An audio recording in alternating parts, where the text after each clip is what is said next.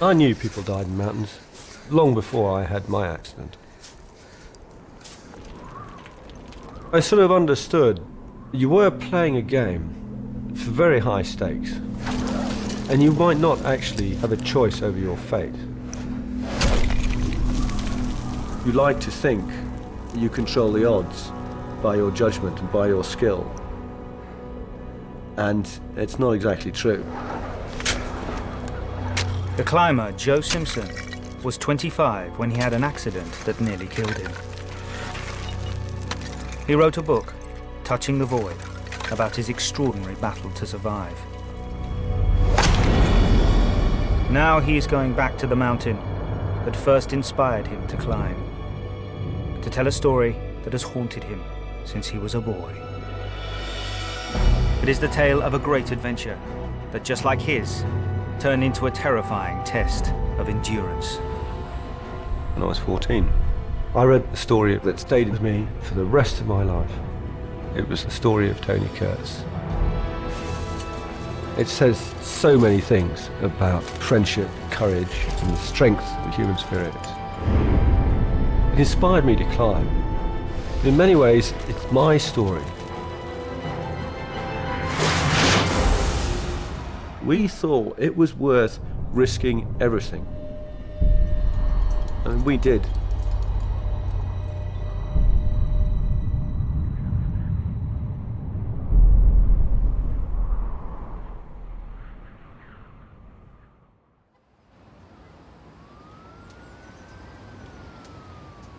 I've spent my life climbing mountains.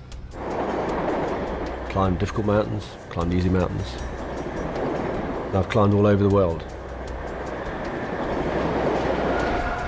But my dream was always to climb the Eiger. Of all the summits in the Alps, the Eiger is the mountain that is a legend among climbers. It has fascinated Joe Simpson for as long as he can remember. It is not the greatest mountain in the world. It is not the most beautiful mountain in the world. And the climbing on it is not the hardest. But to me anyway, and I think to many others of our generation, it's a seminal mountain.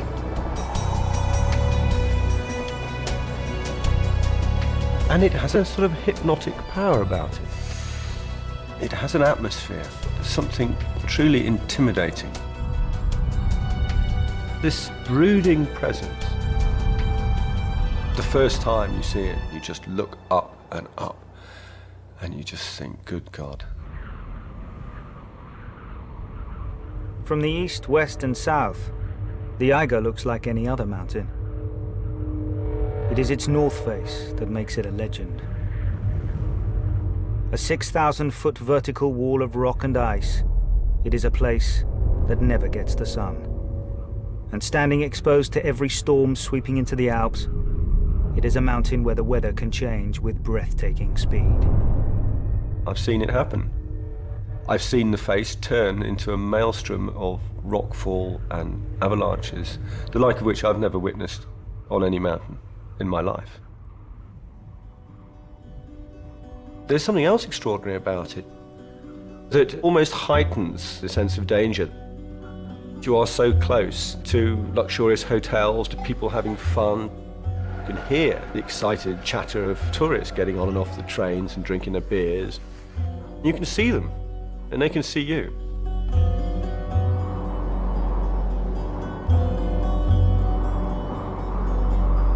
More than 60 men have died on the north face of the Eiger. It has killed some of the best young climbers of their generation and forced some of the most dramatic mountain rescues in the Alps. And it was this bleak history that caught Joe's imagination as a boy. My father gave me a book called The White Spider. It was fascinating and it was frightening. And it was those stories, and one story in particular, the story of Tony Kurtz, that made me want to climb.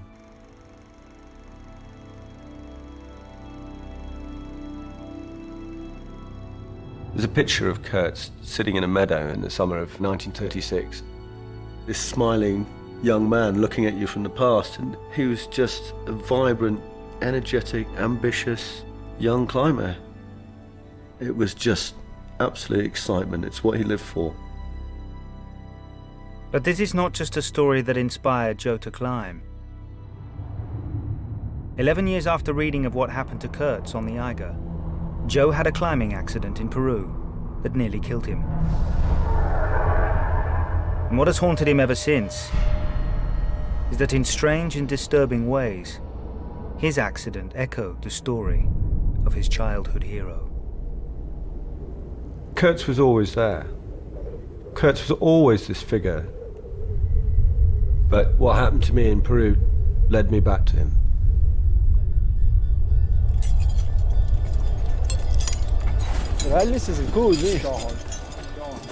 Tony Kurtz set out to climb the north face of the Eiger on the 20th of July 1936. He and his fellow climbers were only the second team in its history to attempt it. Kurtz was 23, a newly qualified mountain guide from Bavaria. He was climbing with his friend and fellow guide, a brilliant young rock climber called Andreas Hinterstoisser. They had joined up on the climb with two Austrians. 27-year-old Willy Angerer was the eldest. His partner, Eddie Rainier, was the most experienced, a highly talented route finder and mountaineer. Their progress up the north face that day had turned into a public event. They were being watched from the valley below by a cluster of reporters and tourists. One by one, in the early 1930s, the great north faces of the Alps had been claimed, but the Eiger was still unconquered. It was so difficult, so dangerous, that one climber called it an obsession for the mentally deranged. As you approach the bottom part of the face, you climb a series of shattered rock walls and rubble-strewn ledges. Then you get under the rope flue. It's a tiny feature on this face, and yet it's 1,000 feet high, an overhanging wall of rock. Then round the corner to the edge of the first ice field. The second ice field is this great swathe of ice, 1,800 feet wide. It's steep, it's getting steeper, and every time from now on that you get onto rock, it's getting steeper and steeper, until you get right to the base of the great ice chute called the White Spider. If you fell at this point, you would zip out into space. You probably wouldn't touch anything for 5,000 feet. It was the scale of this vertical rock face that defeated the first climbers to attempt it. Karl Meringer and Max Sedlmayr set off in the summer of the previous year. 3 days into their climb, a storm hit the face. The men were seen trying to climb up and out to safety, but on the 5th day, they disappeared. Sedlmayr's body was found frozen into the ice at a place now called Death Bivouac. It was a very controversial tragedy. Climbers had died on many mountains in the Alps, but not in full view of the public. The North Face was called a suicidal challenge. There was talk of banning it to climbers. But the following summer, Kurtz and his friends arrived, ambitious young climbers chasing a great first ascent. Noch 3 Meter, Eddie! They wanted to do it for the same reason that we did, to see if it was possible. You don't feel like you ever have to justify yourself to anybody else. You go and do these things, and if other people think you're stupid or irresponsible, you don't give a damn. Ganz kommen, Tony! And I suppose as a young boy, I just thought, God, what an extraordinary thing to do. What, not just a brave thing to do, an extraordinary thing to do. To look at a face like that and just think, I'm good enough. I will climb this, I will succeed. Eddie, come back!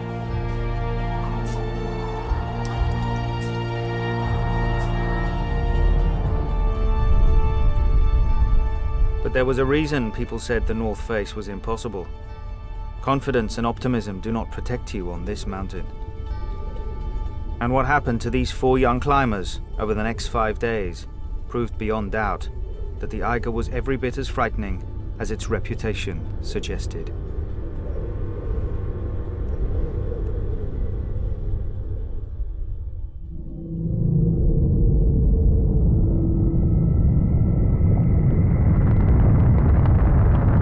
The risk of an unexpected avalanche is always present in the Alps. Unstable ice and snow, and the threat of sudden storms are what make these mountains dangerous. Joe has been waiting for days for a weather window to climb on the Eiger.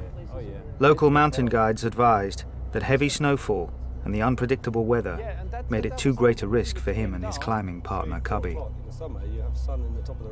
The Eiger is a mountain Joe has dreamt of climbing all his life. But bad luck and bad injuries have intervened each time. This mountain, it's quite addictive. Well, the powder will blow off. I've made 6 attempts on the face and got bad weather every single time. But it calls you. I sort of had this phrase, the beckoning silence of great height, and what I was meaning by that was this: when you stand on the edge of a great drop, it's very difficult not to be absolutely staggered by it. When you look at a face like that and your man's near, you just want to go up there and play games on it. Joe is here to retrace key sections of the route that Tony Kurtz and his friends took up the North Face in the summer of 1936. He will do the climb in stages, and for the first, he has an easy shortcut to a point a third of the way up the face. Because the Eiger has one other unusual feature. In the late 19th century, the Swiss government built a railway tunnel right up the middle of the mountain. Halfway up the track, a small access window was drilled through the mountain wall. It opens directly onto the north face of the Eiger. There's such psychological baggage that it brings with it, this face. All the stories that you've heard, all the possible ways you could get hurt or trapped or killed. And you can't get those out of your head.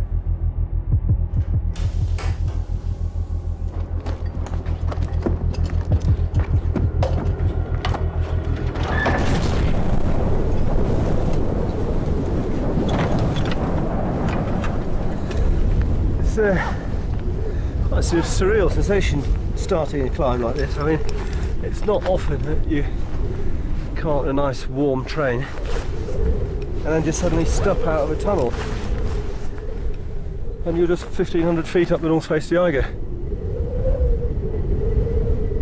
When you're suddenly exposed to an abyss like that, it's impossible not to be aware of the drop, the sense of the fall line below you. And it's quite a strange game it plays on you because, this drop isn't actually doing you any harm at all. It's just there. But it gets in your head.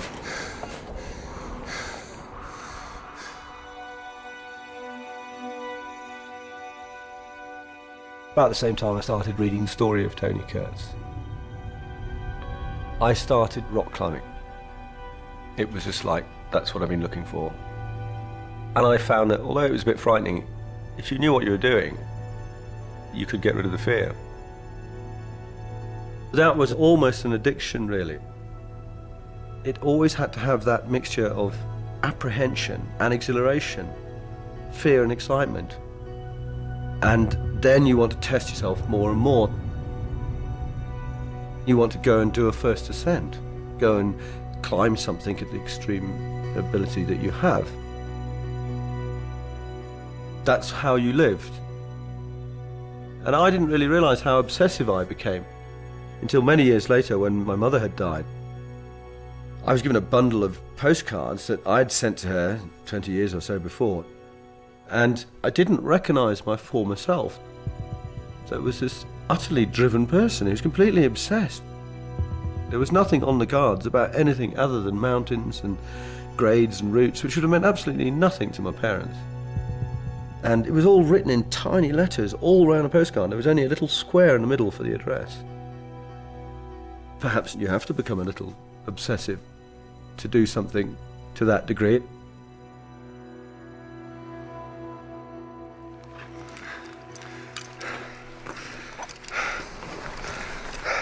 At a point a third of the way up the north face, the route of Tony Kurtz's ambitious attempt on the mountain brings Joe within sight of a place that is notorious amongst climbers.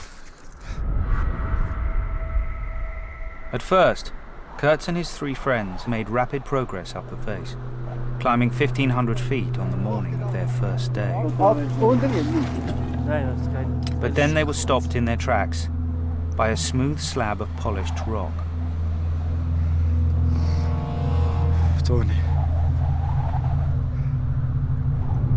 The climbers had mapped out a new route, gambling that the fastest way up the face was to follow the path of the great ice fields at its centre. Their plan was to aim for the left-hand corner of the vast rock wall, the rotorflue, and sneak across to the bottom of the first ice field. But it was at this critical point that the rock barrier blocked their path. This section here, it's only about 15 feet maximum. It's incredibly smooth. You can just see by all the crampon scratches all over it. People have had trouble here. It's quite a wake-up drop below us, mine. Probably about 2,000 feet straight down. And up here, there's a very old peg. I reckon what Hinterstoicer did is he climbed up these ledges, put that peg in and clipped his rope in it. Okay. With the advantage of the rope above him, he could sort of do a downward traverse across these very smooth slabs, being given tension by his companions. Okay. Oh, that's it.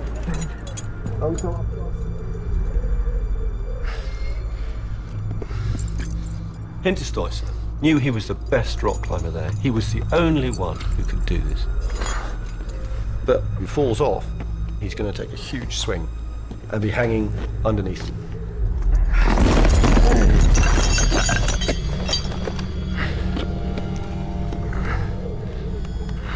Edging sideways in a step-by-step traverse across this near-vertical rock is still so difficult and dangerous that climbers today always leave a fixed rope in place.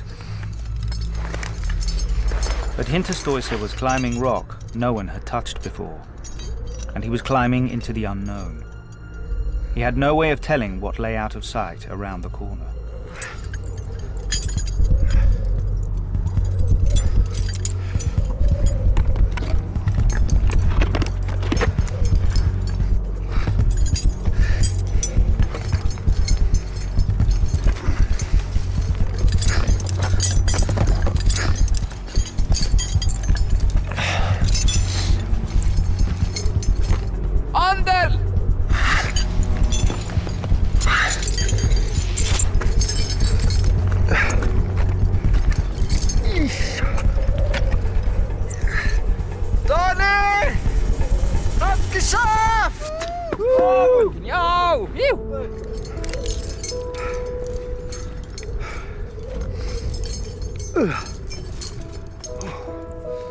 It was a virtuoso piece of climbing.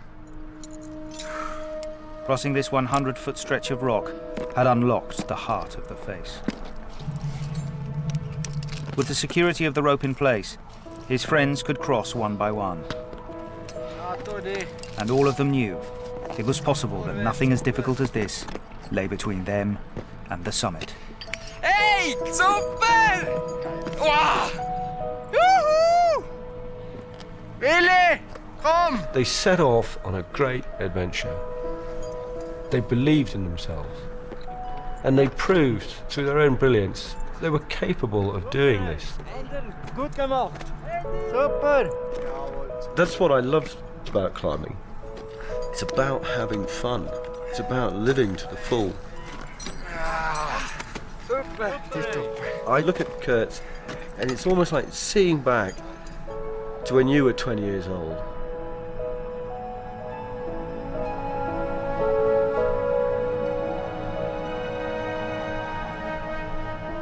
We thought it was worth risking everything, all of the rest of your life, every happiness you ever could have had,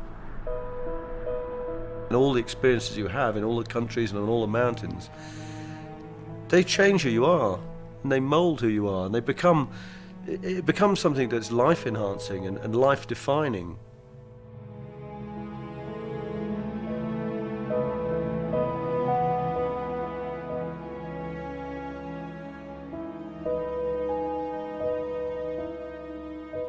The dream of a first ascent on the North Face was now in sight. But in their elation that morning, there was one thing the four climbers didn't know. Without a rope fixed in place, it is impossible to climb back across the traverse. What they were thinking about was the way ahead. They intended to climb to the summit. As they pulled the rope back, it didn't for one moment enter their minds that they might have to try and come back this way. –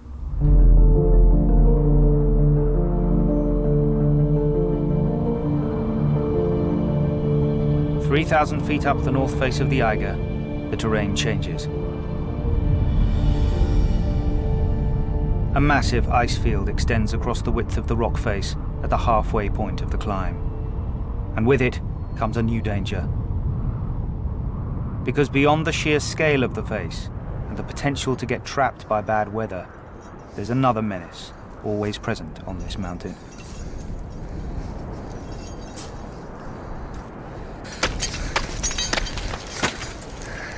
In late afternoon, when the sun hits the edge of the face, the ice begins to melt.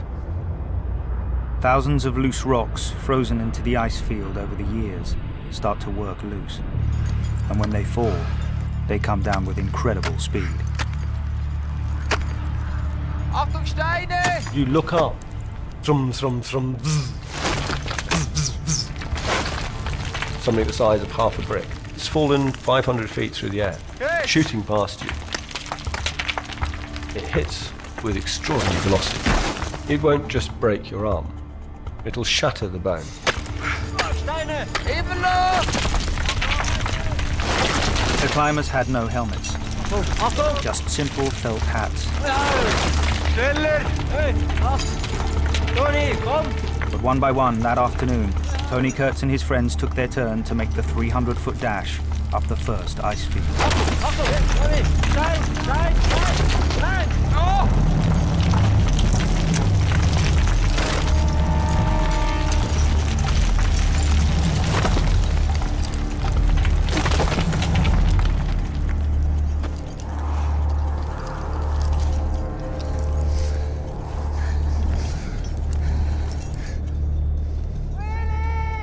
Willi Angerer was the third to go.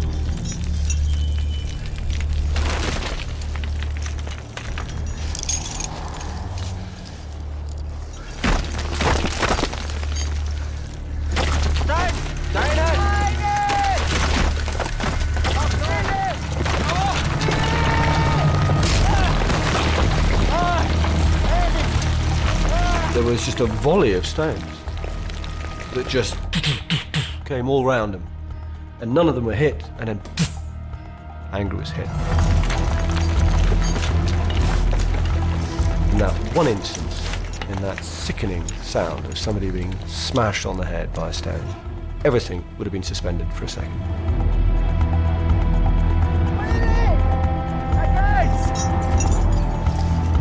It only takes one slip, one false move, one single stone to come out of nowhere, and it becomes a completely different game that you're playing.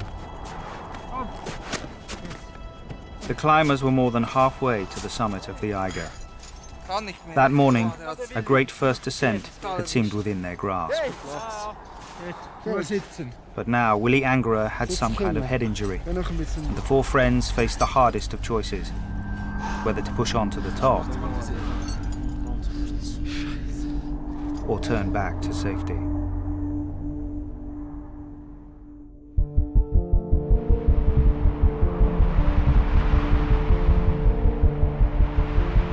After the shock of Angerer's accident, the four climbers roped themselves to a ledge on the Eiger and rested for the night. The next morning, witnesses saw them leave their camp at 7 a.m.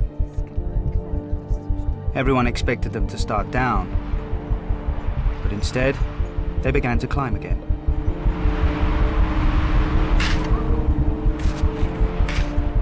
They were halfway up a mountain no one had climbed before, and that was a prize they would not give up lightly.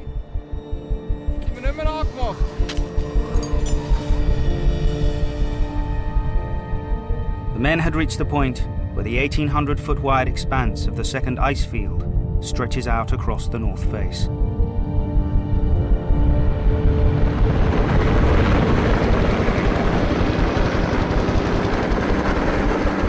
The ice field is 3,000 vertical feet above the valley. But the skills of the local air rescue team mean Joe can be dropped onto the ice field by a helicopter. The pilot will fly close enough to the mountain to winch him down to a ledge that is barely 2 feet wide. From this point, Joe will be able to retrace Kurtz's progress on the second day of his climb.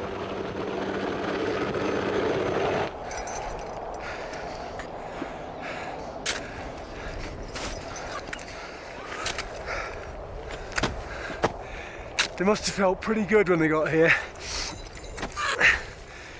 All the main features of the face are now apparent. You can see the ramp up above the second ice field.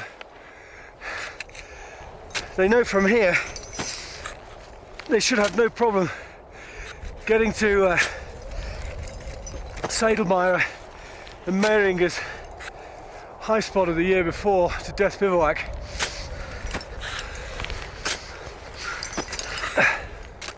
The second ice field is an exposed and dangerous place.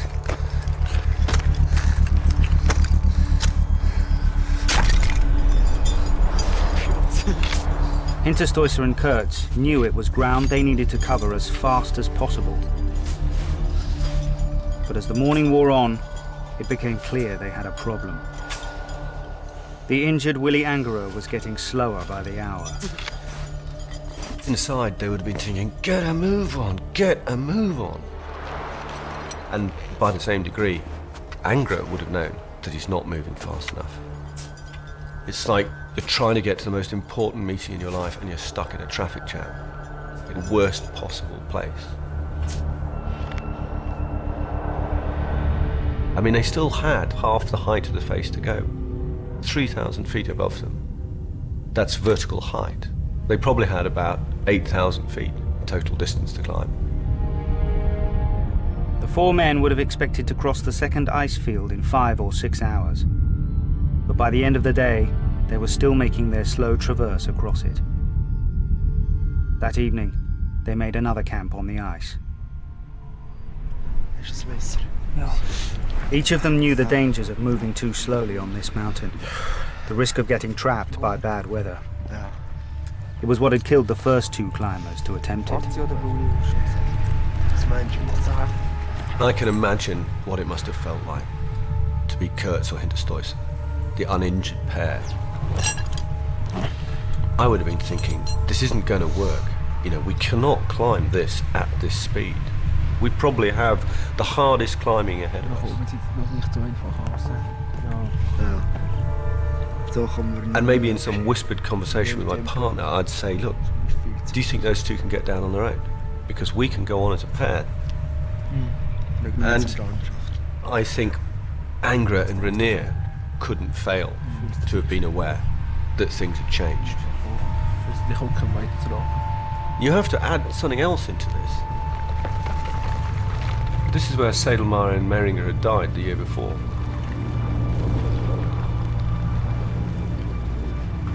Sedlmayr was frozen into the snow, probably less than a rope length from where they were sitting that night.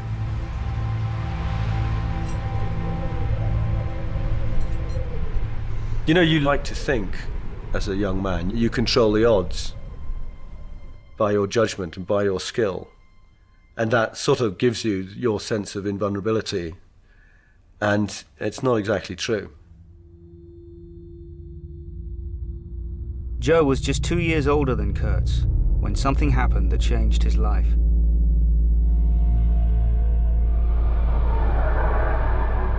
He was 25, climbing in Peru, when he broke his leg in a split-second fall. His climbing partner Simon tried to lower him down the mountain, but in the darkness, Joe slid over the edge of an ice cliff. and he was trapped, hanging in space above a precipice. To save himself, Simon was forced to cut the rope. Joe fell 150 feet into a crevasse. Then for 4 days, he crawled to safety with a badly shattered leg. When I got back to England, I had 6 operations on my knee. I was in plaster for 9 months. I was on crutches for 12 months. And as I was discharged, the consultant told me, "You'll never walk without a limp. And you'll never climb again." I don't think he really understood what he was saying to me.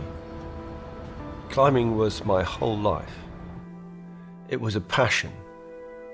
I remember sitting on the bed, looking at my legs, or just crying, because this guy was telling me it was over.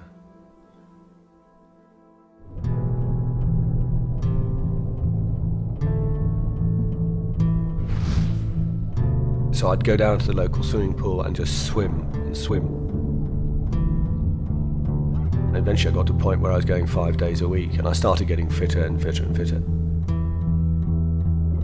It was a long, hard rehabilitation.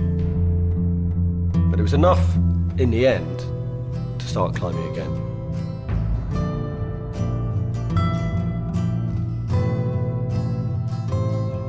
I should have been pretty much set up and happy, and I wasn't really. Something changed.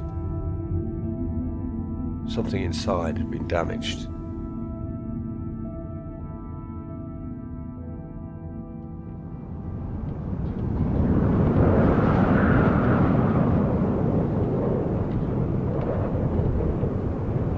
On the morning of July the 20th, 1936, witnesses in the valley saw something odd happen among the 4 climbers. As they left their camp on the ice, 2 of them pushed ahead, climbing fast towards the summit. It was Andreas Hinterstoiser and Tony Kurtz. These 2 wanted to do the climb. They could actually see the path ahead to the summit. They know that Angra's injured, but they would have been hoping that if they just are bullish, aggressive, go for it, come on lads, do it, they'll come with them.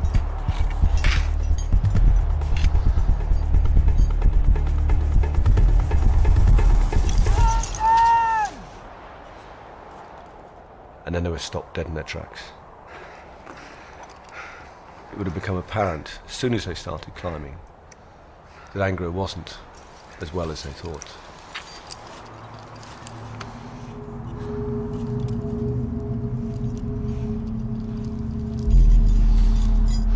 God, the disappointment. Shit. Damn. We could have climbed it. We could have climbed it. Their dream had gone. And then everything changed. The task they had now was to save another man. To retreat now meant reversing their tracks 1,800 feet across the second ice field, then 3,000 feet down to the safety of the valley below. But this time, they had an injured man who was clearly deteriorating. They began the descent at midday. It took them most of the afternoon to make their way back across the second ice field. To make matters worse, in the valley below were the first telltale signs of bad weather approaching.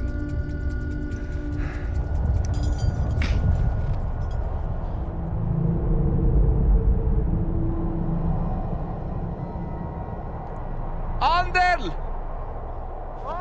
Das Wetter kommt schlecht! It was as if they were on a balance, of excitement and adventure and anticipation on one side, tipping in to losing control and failure. And it's at that point that everything tipped.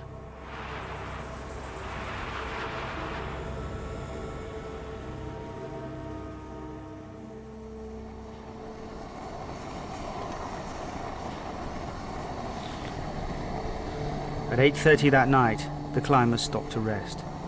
It was their third night on the north face, and they were back at the halfway point of the climb. The following day, their retreat would bring them to the 100-foot rock barrier, the Traverse.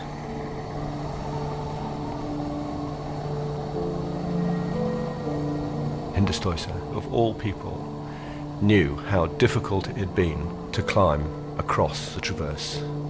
He'd done it in dry conditions. And I'm sure it must have been going through his mind. We've got 3,000 feet to descend, but we've got one crux thing. First, we have to get back across the Traverse.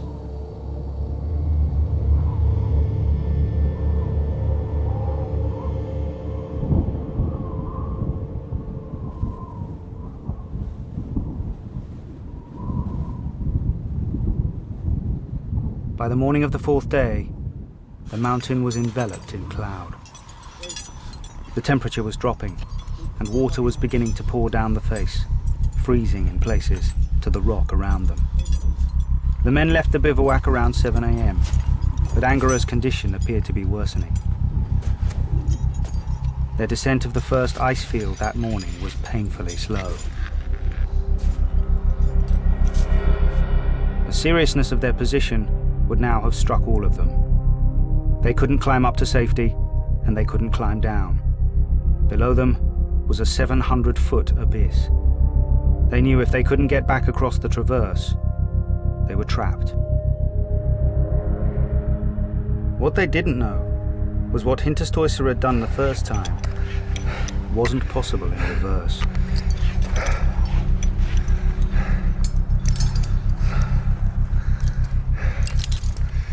This is about plumb centre of the Hinterstoicer. To come across, Hinterstoicer put the high peg in and clipped his rope in it. And so he had his rope running down to him under tension, and he could have leant with his friends tensioning him across this blank bit. And then they pull their ropes back. To come back, he couldn't get any tension. He didn't have any high pitons above us. And you can just see this section here.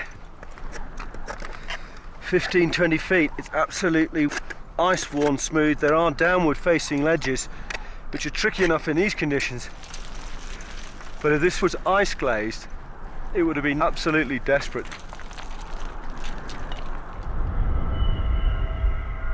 And it was. The glass-smooth rock of the Traverse was now wet Wir müssen darüber. and streaked with black ice. Hältst du mich?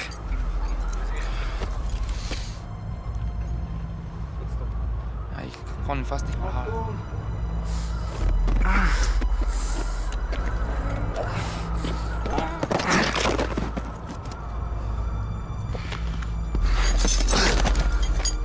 Everything would have compressed into this small moment of time. Schafft's nicht. Every fibre in his body would have been concentrating on every tiny move. This is their best climber, trying for all he was worth to get back across the very thing that he had so brilliantly unlocked.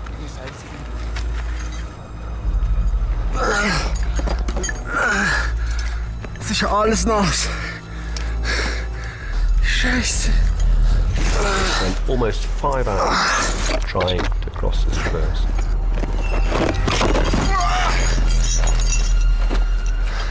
I reckon virtually where I'm standing now is where Hinterstoicer would have repeatedly fallen off, desperately just trying to climb this section. Gehen wir noch mit Atze. Es geht noch mit Atze. There is that moment when activity stops. Geht nicht. Es geht nicht. You just know you can't do this. And you have to accept that it's over. Komm zurück, Ander. Komm zurück. Komm, probier. And it would have gradually been dawning on all of them that this could be a fatal error, that they hadn't left a rope across. Komm schon, komm. They couldn't cross the traverse. It was unclimbable. Geht nicht. But if they stayed where they were going to die. Es geht nicht. Wir kommen nicht zurück. Wir sind da runter. The very piece of brilliance that had unlocked the heart of the face had trapped them.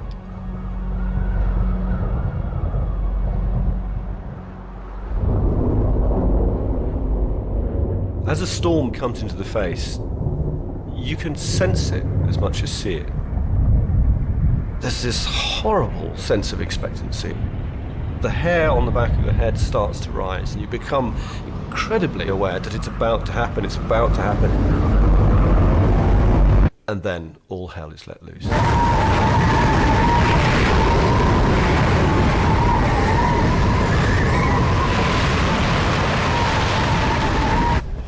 The storm hit the Eiger on the climber's 4th day on the north face.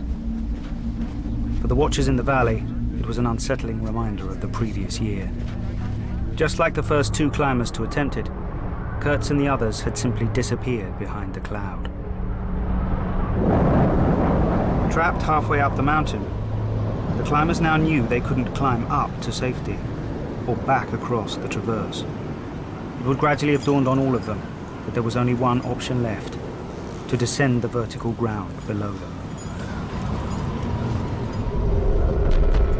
I imagine they don't even want to contemplate it. They were still 3,000 feet above the valley. They stay where they are, Angra will certainly die. But they're not going to survive in these conditions much longer. Another night on the face, exhausted, they're not going to last. Below them, they had ground dropping away steeply. Ice-covered rocks getting steeper and steeper until eventually they knew there was a rock barrier some 200 feet high, vertical and overhanging. If they get down, and it's a big if, there is a ledge system that runs across the face. This ledge system led to a small door drilled through the mountain wall into the railway tunnel. It was the same door that Joe used as a shortcut onto the face.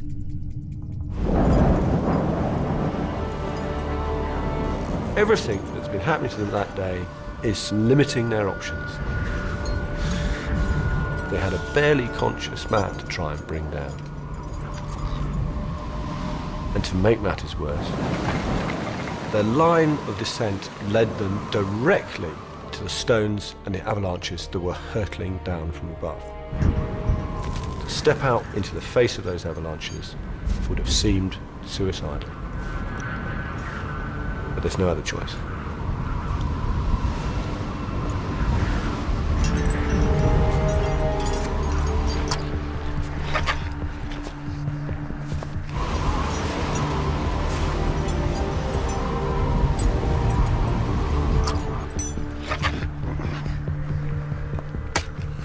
This is pretty much their abseil line of descent. This really would have been an awful place to start trying to get down. I've got good visibility today, and I wouldn't like to be going down here. In the teeth of a storm, they wouldn't have been able to see very far at all. And they would have to contend with lowering somebody who was probably barely capable of looking after himself, going in and out of consciousness. Then you have to think of their gear. Hemp ropes frozen into wires, clothing that's been wet for the last 3-4 days, been cold, tired. It would have been a very serious situation indeed.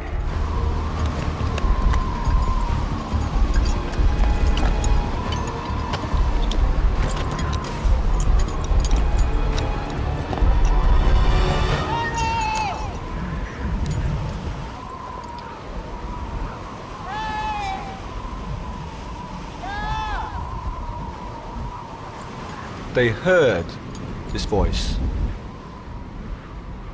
and they just look at each other, and they know what it is.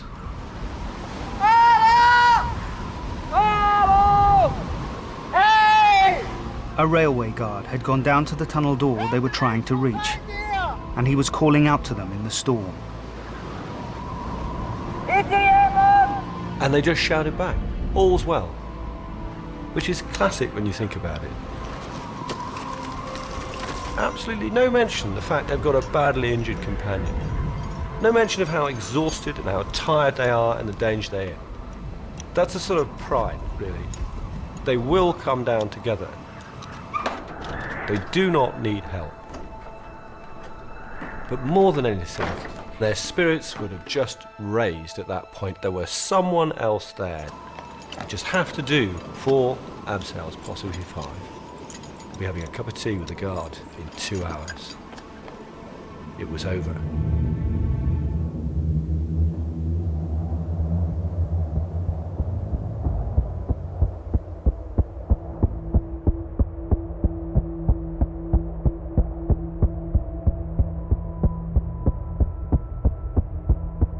As Joe is filming on the Eiger, the weather window starts to close.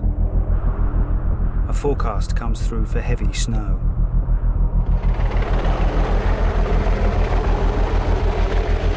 The helicopter must take Joe off before the cloud cover descends.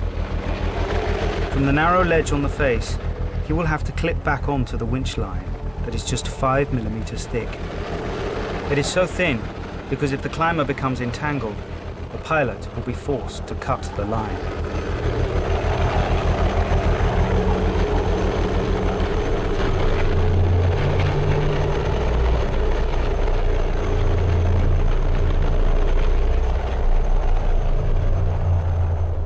You walk right on the edge of things in the mountains.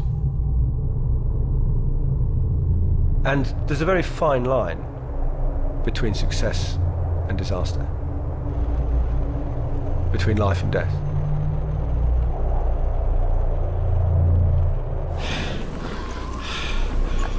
And walking on the edge of that gives you a completely different perspective on life and your sense of being alive. And even when you're climbing and the conditions are great and everything's going swimmingly, you always have that little part in the back of your mind that's just saying, just watch out, watch out, watch out. It can go wrong in an instant. At 2 p.m. that afternoon, Andreas Hinterstoiser unclipped from the rope that linked the 4 climbers and began to prepare their final abseil. They were barely 200 feet from safety.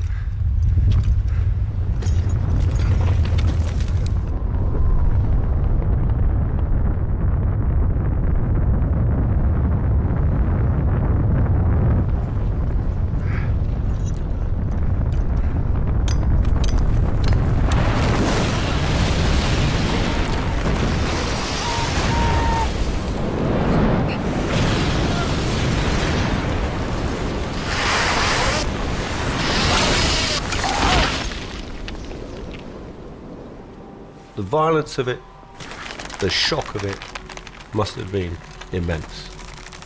A massive avalanche just caught them like a tsunami.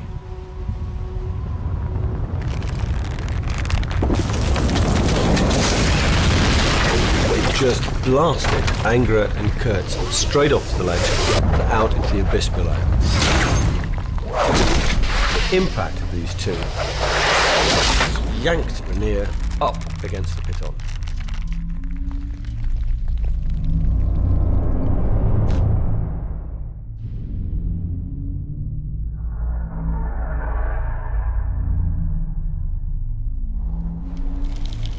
Hey! Willie! Willie! Below Kurtz, Willie Angara was almost certainly dead, Willie! killed on impact with the rock face. And out of sight above him, Eddie Rainier was dying too. Eddie! The weight of the 2 climbers on the rope around his waist would have crushed his diaphragm and slowly asphyxiated him. It would have taken him 10 minutes to die. There was no sign of Andreas Hinterstoiser. His body was later discovered at the foot of the North Face, 2,000 feet below. Kurtz was just hanging in space. His companion dead below him, and his companion dead above him. And Hinterstoiser is gone, swept out into the void. I've been in a situation where people have fallen to their deaths close by me. And it renders you almost incapable of doing anything. You're so threatened by the immediacy of the death. You're sort of unmanned. You're physically incapable of getting over the shock of what you've just witnessed.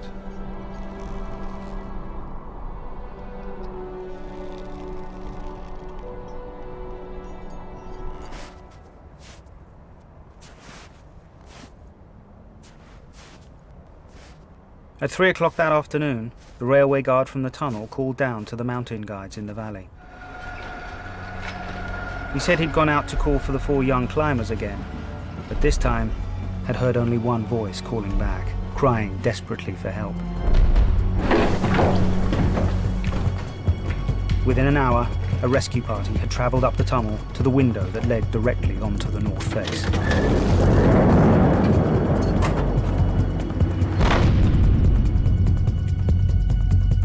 They knew if they climbed the ledge system that ran across the face, it would place them somewhere below where Kurtz was trapped.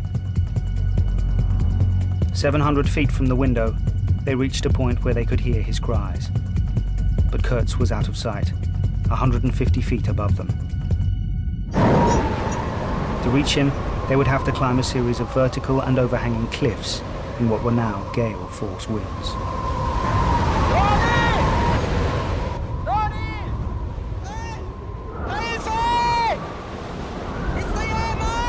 Tony Kurtz keeps imploring them, you cannot get to me from below. You must climb up and you will be able to abseil down to me.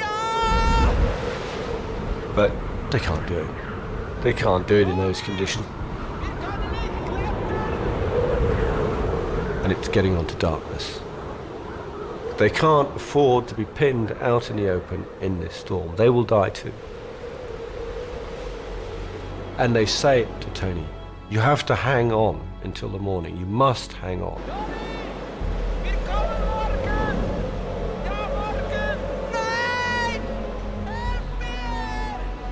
It must have been heartbreaking for those guys to leave him there. They probably knew that he wasn't going to make the night. They could hear his cries coming back to them.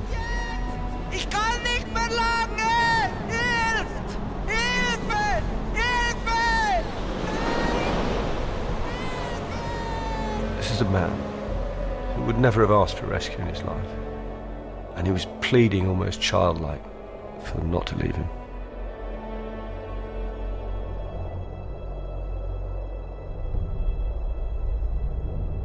And I can remember feeling like that.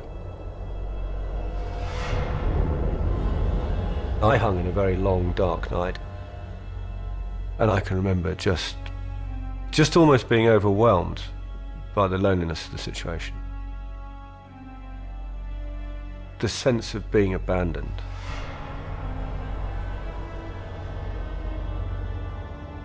And he'd have known as a guide that his chances of surviving that night would be slim to nil. Cold takes you in a particularly insidious way, as if it's creeping through you.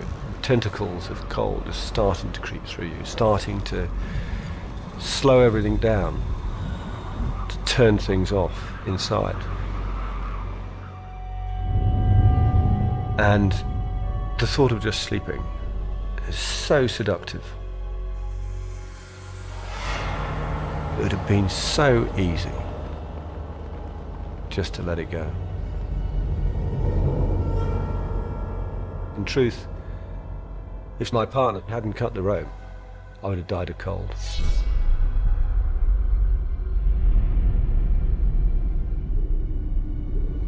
So I can imagine what he felt like hanging on that rope. You are helpless like that. And just incredibly alone.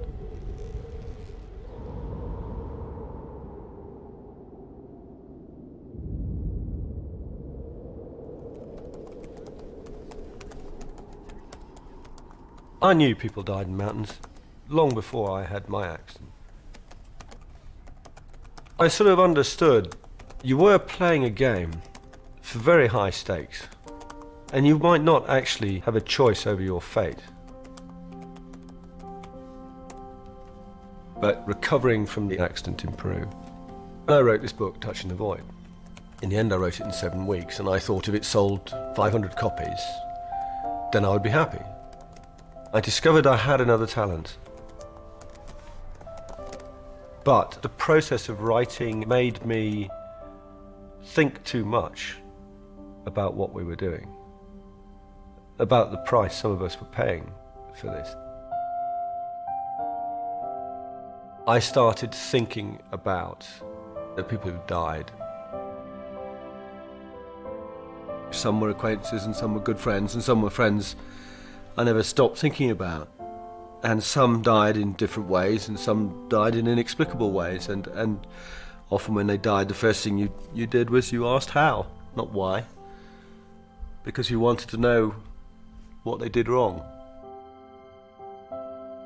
We did something that we loved with a passion, you know, and it was life-enhancing and life-defining, and yet it was killing our friends and nearly killing us.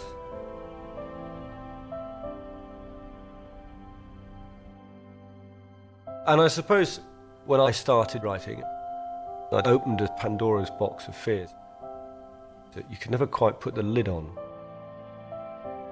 Despite all the climbing I did, I knew that I was more exposed and more vulnerable.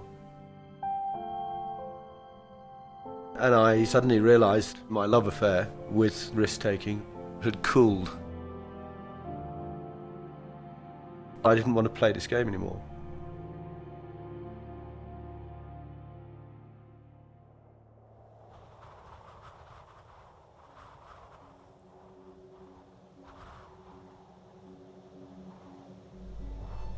A summer storm on the Eiger is often followed by a cold front.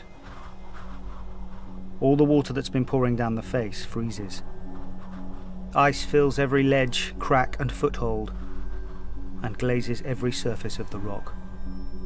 During Kurtz's 4th night on the Eiger, its vertical face had frozen solid.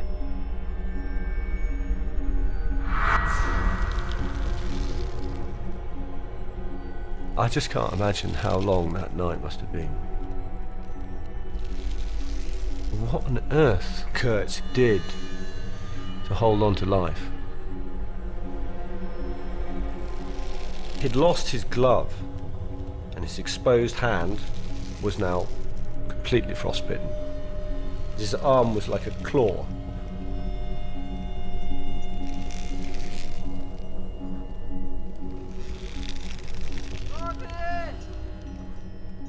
And then he would have heard the clanking of metal and the shouts of the guides as they came back along the tracks they'd made the previous night. Johnny! He must have thought, they're guides, they're just going to get me down, they're just going to get me down.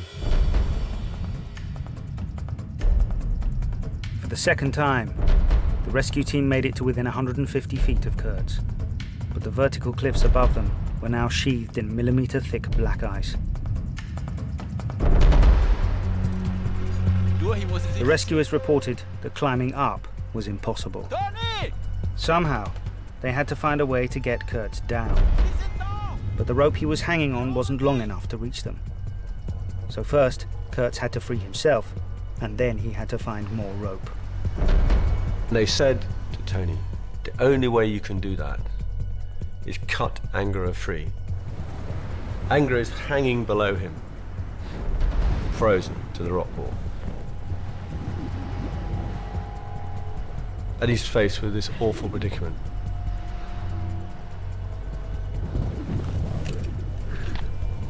He has to get his knife and hack away at the frozen fibres of the rope. This is a man he's just spent the last 4 days living with in great intensity. He's just going to cut him free.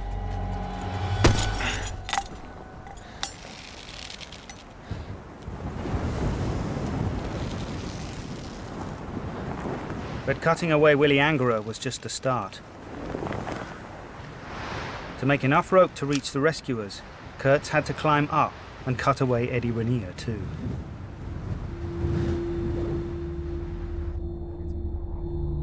In the valley, the drama unfolding on the north face was drawing a crowd. For hour after hour that day, they waited for glimpses of Kurtz between the clouds. It was mid-morning by the time he started his slow and painful progress up the rope. He had to get up about 5-10 feet, and he got to a point where the rock steepened.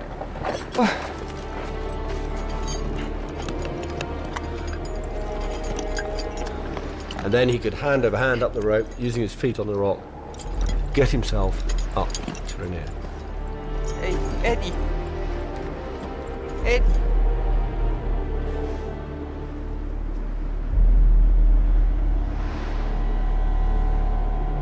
Kurtz needed 150 feet of rope to reach the rescuers. But even when he'd cut Eddie free, he didn't have enough. The only way to make more was to unravel the frozen 3-ply rope with his frostbitten hands. I just think about what it was like. Just all night, stay awake, don't let the cold take you. They'll come for me in the morning. And when they come for you in the morning, there's yet another impossible task set to you. And then another one, and another one.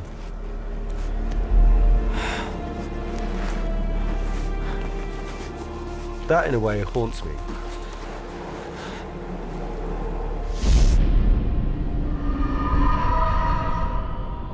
It wasn't just luck that I survived. I made an effort. Because all I had to do once I found a way out is endure.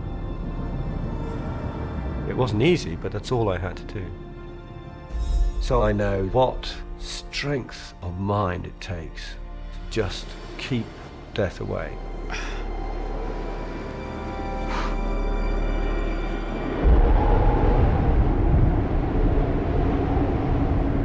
It took Kurtz 5 hours to unravel the rope and knot the pieces together. But when he finished, he had a single strand that at last linked him to the rescuers, just 150 feet below him. Now, he couldn't abseil on this rope because it was only a single strand. It wasn't strong enough. But he could pull a rope up. And the guides attached pitons and a climbing rope. Johnny! Aufziehen! But as Kurtz began to pull up the rope, the rescuers realized it wasn't long enough. Johnny! Johnny, stop! So they got another, and then they joined the two ropes with a knot. Johnny! Aufziehen! And they watched this bunch of pitons and the rope gradually going up, painfully slow.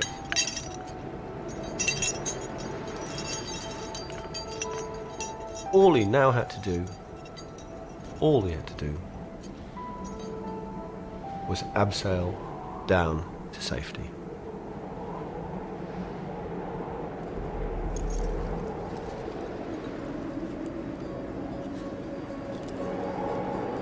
On the afternoon of his 5th day on the Eiger, Tony Kurtz began his descent towards the rescue team. He had 150 feet of broken ground and one vertical and overhanging cliff to abseil. If the rescuers had calculated right, the two climbing ropes they had knotted together would be just enough to bring the weak and exhausted climber down. This is the painfully slow, inch by inch, jerking down movement of a man who is at the absolute limit of his physical strength. His hands were frostbitten, and he did what any sensible person would do. He got the abseil rope and he clipped it through this carabiner, through a snap link at his waist, because he knew with his frozen hands and his frozen arm he would have very little control. And the guides are now looking up. They see his legs appearing over the overhang. They are going to get him. He was almost within reaching distance.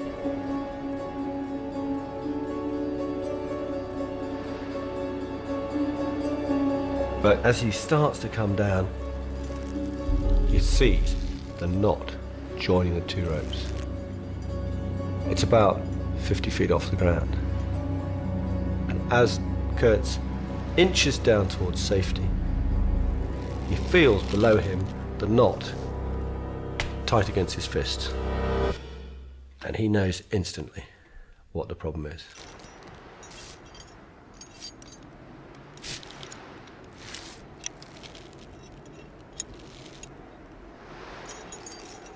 The knot is jammed against the snap link. And he's now just swinging in space, out of reach of the guides, off to the side from them, off to the left. They had traversed as far around as they could reach, and then the face dropped away below him. If he'd managed to abseil down to a point that was level, they could have thrown a rope to him, pulled him across. While he was above them, they could do nothing for him. They couldn't throw a rope to him, they couldn't pull him down to them, there was nothing they could do. And he knows if he can't get this knot through the snap link, he's finished.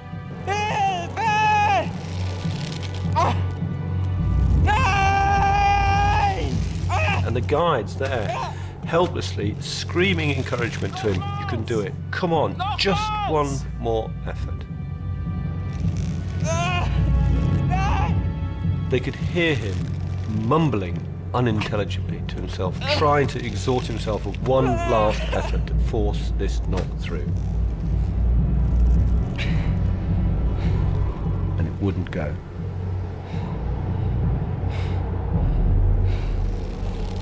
Suddenly, he sat forward. He stopped fighting the knot. And he said in a clear, strong voice, Ich kann nicht mehr. I'm finished.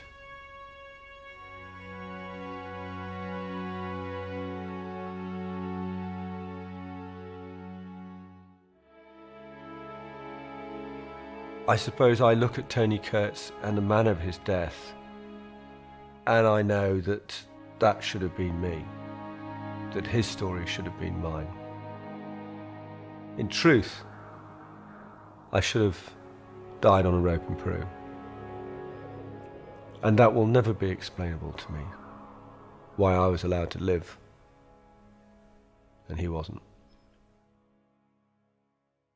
The rescuers who watched Kurtz die were never able to reach his body.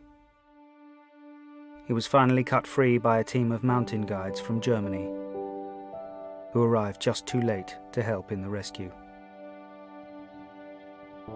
3 days after his death, the Swiss authorities banned all climbers from the North Face. But 4 months later, after a legal challenge, the ban was lifted. For ambitious young climbers, another public tragedy had only added to the legend of the Eiger. Tony Kurtz and his fellow climbers, Eddie Rainier and Willy Angerer, had watched as Andreas Hinterstoiser unlocked the heart of the North Face. In honour of his brilliant climb, it was called the Hinterstoiser Traverse. And using that route, a team of German climbers made the first descent 2 years later in 1938. In all, 8 climbers died trying before the last great North Face of the Alps was conquered. Of all of them, Tony Kurtz proved the hardest to forget.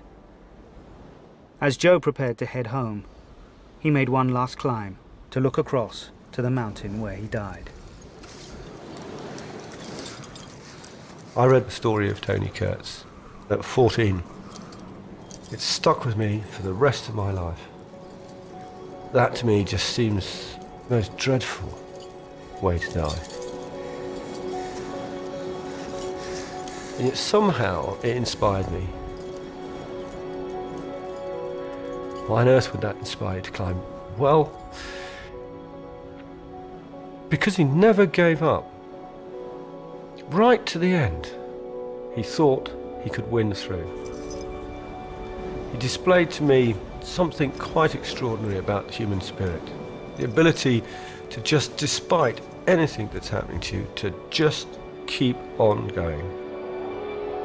And he deserved to survive. He deserved to live. The photograph I always remember is of the young, smiling, tousle-haired guide laughing at the camera with the adventure of the climb ahead of him. And I thought, he thought that was worth living for. I better go and try and see if I can do that. If you were going to risk all that, not just risk the hardship and the pain, but risk your life. Put everything on the line for a dream, for something that's worth nothing, that can't be proved to anybody. You just have the transient moment on a summit. When you come back down to the valley, it goes. It is actually a completely illogical thing to do.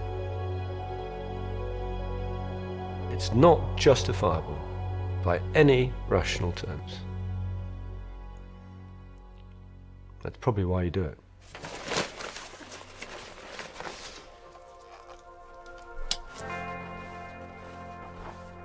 My dream was to climb the Abegglen, and it just never turned out like that. I haven't climbed for 3 years. I lost the passion to do it. I don't have that sort of immortality of youth, that it'll never happen to me, self-confidence. It's an awareness of frailty I never had when I was 20. But I'm not saying never, because I know what I'm like. And coming back here to do this, the face was in perfect condition and the meadows were like the summer. I just felt that old rush coming back. Oh God, you idiot.